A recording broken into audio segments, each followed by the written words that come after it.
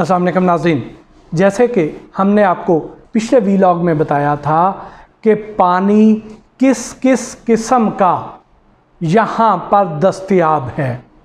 अब जितनी किस्मों के पानी हैं उसको हम कैसे घर पे ख़ुद ही फ़िल्टर कर सकते हैं और इन सारी बीमारियों से कैसे निजात हासिल कर सकते हैं, कैसे सेहत बख्श पानी हम घर पर ख़ुद ही तैयार कर सकते हैं। हमें इन बड़े बड़े ब्रांड्स के पीछे जाने की कतन कोई ज़रूरत नहीं है, ख़ास तौर पे वो लोग जिनके अफोर्डेबिलिटी के मसाइल हैं, वो लोग जो पाकिस्तान के दूर दराज इलाकों में रहते हैं, वो लोग जहाँ तक ये बॉटल्ड वाटर पहुँचता ही नहीं है, वो लोग क्या करें? वो लोग ये तरीका आजमाएं, इसको अच्छे तरीके से ज़ेन नशीन कर लें और अपने घर पे जो आपके पास आम पानी दस्तयाब है उसको घर पे ख़ुद फ़िल्टर करें और सेहत बख्श पानी पिएं। ये मेरे पास जो अज्जा हैं, ये देख लीजिए, इनकी मदद से हम घर पे फ़िल्टर तैयार करेंगे जो कि बहुत ही कम खर्च है, सादा है, आसान है और मुफीद भी है।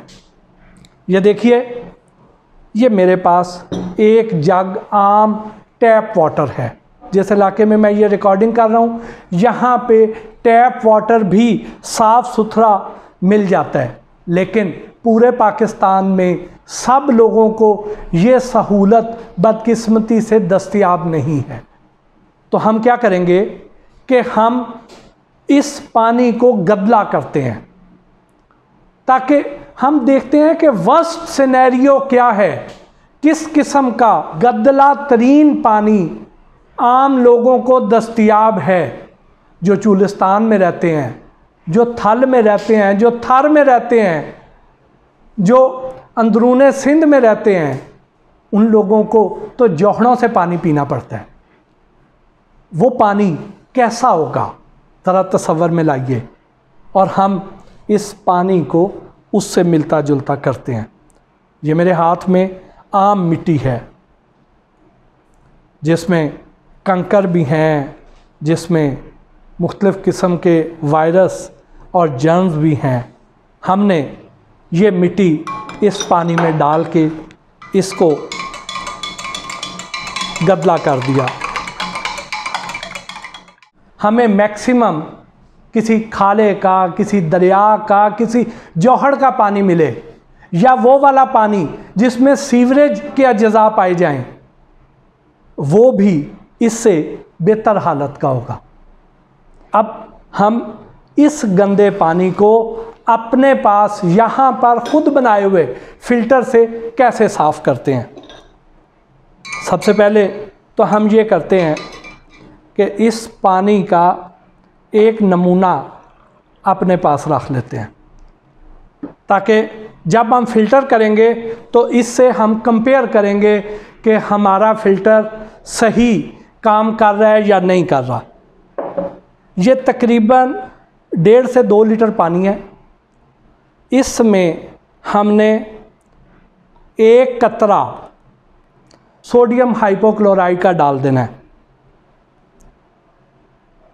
ये जो सोडियम हाइपोक्लोराइड है, याद रख लीजिए कि ये 10 लीटर पानी में आपने 3 से 4 कतरे डालने हैं। अगर आपको खालस सोडियम हाइपोक्लोराइड मिल जाए, 10 लीटर पानी में 3 कतरे सोडियम हाइपोक्लोराइड के डालने हैं। अब ये इसका केमिकल नेम है। वीलॉग के आखिर में आपको मैं ये भी बता दूंगा कि सादा ज़बान में और कहाँ से आपको ये मिल जाएगा, इसका आम सादा नाम क्या है। अब दूसरे नंबर पे हमने क्या करना है, ये मेरे पास फटकड़ी है, एलम स्टोन भी कहते हैं इसको, लेकिन आम सादे अल्फाज में इसको फटकड़ी कहते हैं। ये जो फटकड़ी है, ये आपने 100 लीटर पानी में 1 ग्राम डालनी है सिर्फ।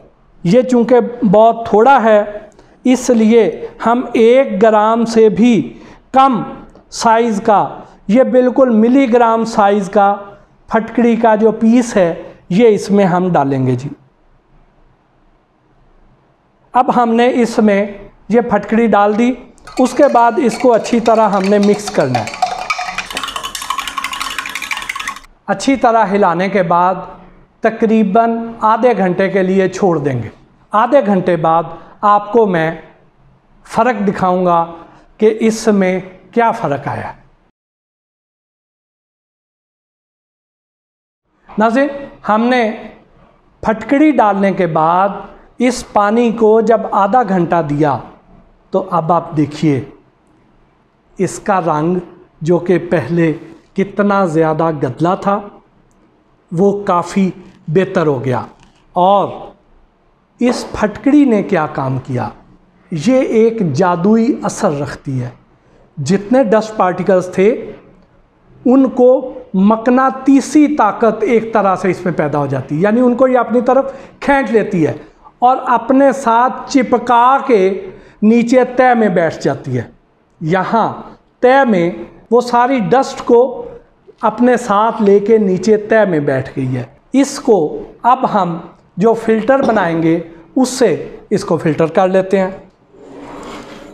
ये देखिए, ये मेरे पास एक 2.25 लीटर की आम कोल्ड ड्रिंक वाली बोतल है जिसको मैंने नीचे से काट लिया। इसको आप यूँ रखें और ये तरतीब याद रखिए जी। इसमें आप रुई भर दें। अब ये जो कोयला है, आम वाला कोयला, लकड़ी का कोयला जो आप बारबेक्यू के लिए भी यूज़ करते हैं, ये वो वाला कोयला है। क्योंकि ये बड़े पीसीज होते हैं, इसको तोड़ने के बाद, छोटे पीस करने के बाद अच्छी तरह धो लिया। धोने के बाद इसको खुश्क कर लिया। अब ये कोयला हम इसमें डाल देंगे।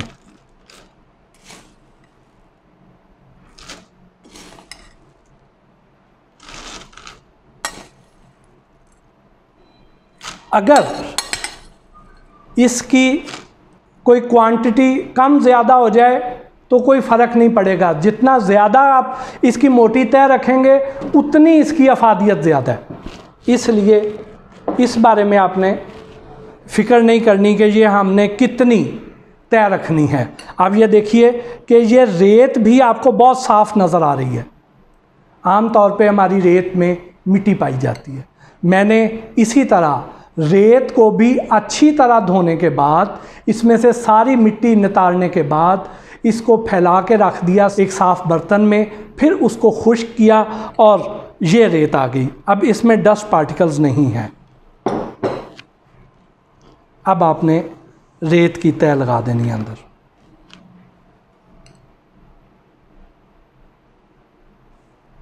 अब उसके बाद बारीक पत्थर, जो ज़ीरो साइज़ की बजरी होती है, ये बेसिकली वो बारीक पत्थर हैं जो आपको आसानी मिल जाएंगे।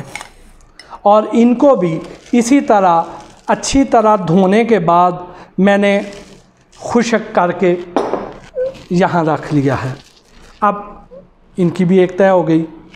उसके बाद ये बजरी है, बजरी को भी इसी तरह धोने के बाद मैंने खुश्क किया ताकि इसमें कोई भी डस्ट पार्टिकल्स ना रह जाएं।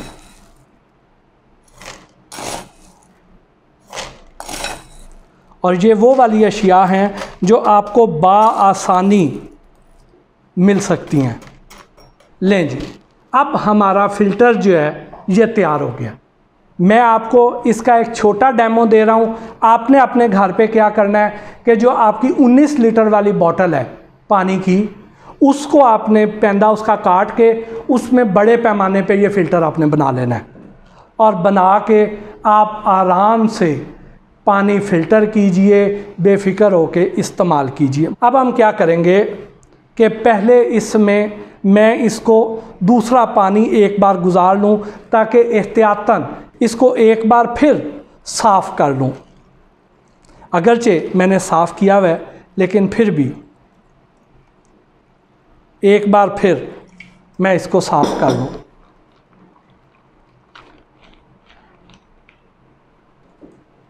ये सारा पानी नीचे चला जाए, इसको हम थोड़ा टाइम देंगे।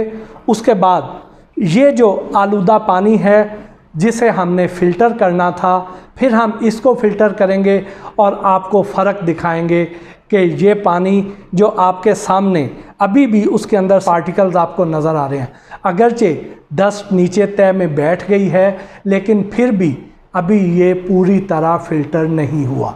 अब हम ये वाला पानी इसमें डाल रहे हैं जी, इसके अंदर आपको पार्टिकल सारे नज़र आ रहे हैं।